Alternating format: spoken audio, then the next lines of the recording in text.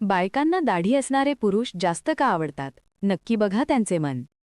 मित्रांनो, आयुष्यात कधी ना कधी असा प्रसंग येतोच की एखादा मित्र तुमच्याकडे येतो आणि थोडा गोंधळलेला, थोडा उत्सुक, तर थोडा अस्वस्थ आवाजात विचारतो की यार, मुलींना नेमकं काय आवडतं? कधी बोलायचं, कधी शांत राहायचं, कोणतं गिफ्ट दिलं तर तिला खरंच आनंद होईल? असे प्रश्न ऐकताना आपल्यालाही कधी हसू येतं, कधी आठवणी जाग्या होतात, तर कधी लक्षात येतं की स्त्रियांना समजून घेणं ही खरंच सोपं नाही. कारण स्त्रीमन हे फक्त भावना, अपेक्षा किंवा स्वभावापुरतं मर्यादित नसून त्यामागे अनेक मानसिक, सामाजिक आणि जैविक घटक काम करत असतात. लहानपणापासूनच मुली आणि मुले वेगवेगळ्या वातावरणात वाढतात.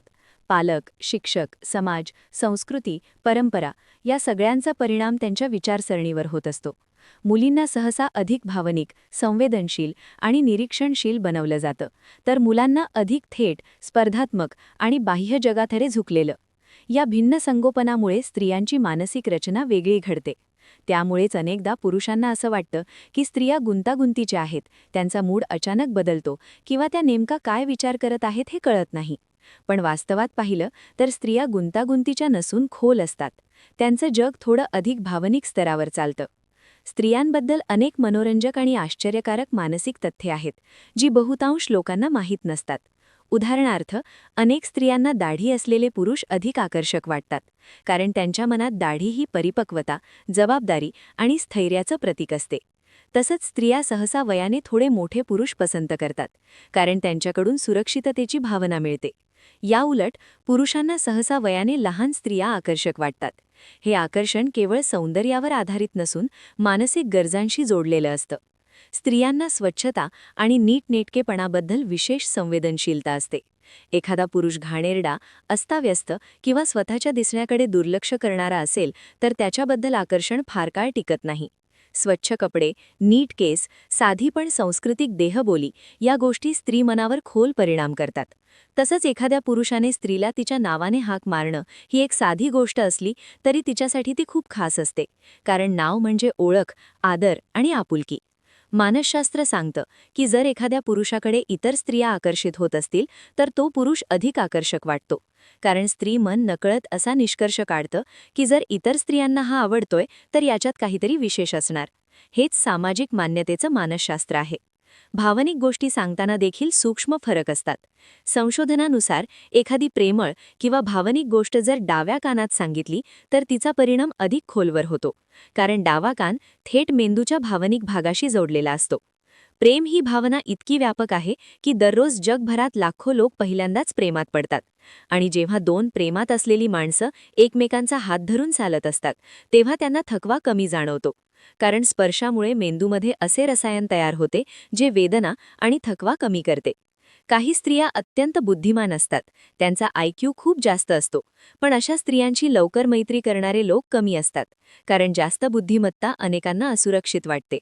मानवी स्वभावाचं आणखी एक गूढ सत्य म्हणजे जो माणूस सतत सगळ्यांना आनंदी ठेवण्याचा प्रयत्न करतो तो स्वतः मात्र आतून दुःखी असतो. अनेक विनोदी कलाकार याचं उदाहरण आहेत. बाहेरून हसवणारे पण आतून एकटे. खरे तर स्त्रियांना शॉपिंग जास्त आवडतं असं आपण म्हणतो, पण त्यामागेही मानसशास्त्र आहे. शॉपिंग करताना स्त्रियांना नियंत्रण, निवड आणि समाधानाची भावना मिळते. अनेक महिलांना योग्य आकाराची ब्रा न वापरण्यामुळे शारीरिक आणि मानसिक त्रास सहन करावा लागतो.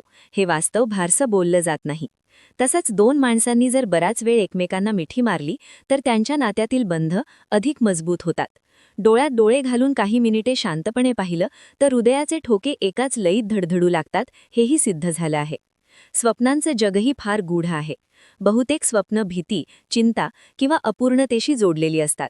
स्वप्नात वेळ दिसत नाही, घड्याळ काम करत नाही, हेही अनेकांना अनुभवातून कळतं. अतीव दुःखाच्या क्षणी अनेक स्त्रियांच्या डोळ्यातून अश्रू येत नाहीत, कारण मन इतकं जड झालेलं असतं की शरीर प्रतिक्रिया देऊ शकत नाही.